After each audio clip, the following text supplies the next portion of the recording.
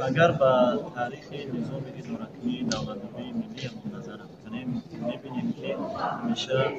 موقع علم، دانش، مدنیت، معرفت و فرهنگ بالای انسانی در اصول بزرگان ما ادیبان، شاعران و نویسندگان همیشه تحقیق می‌شود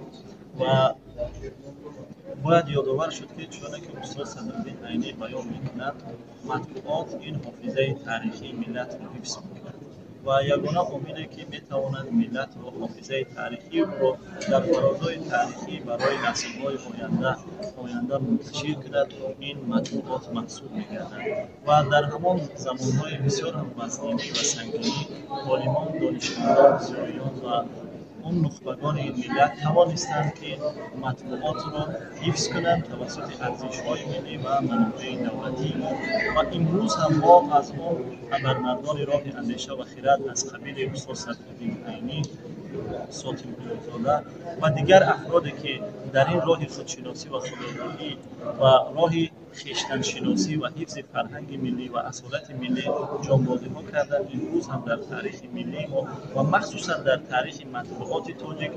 اسم ایشان با خطهای زرین ثبت کرده می‌شود و باید یادآور شد که پس از زمان صاحب استقلالی کشور رهبریت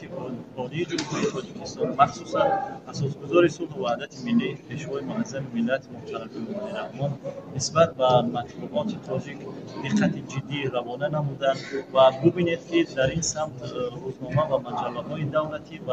خصوصی به میان آمدند و مقام آنها در میان جامعه یکسان راه‌اندازی گردیده است و قانون‌گذاری حکومت جمهوری تاجیکستان نسبت به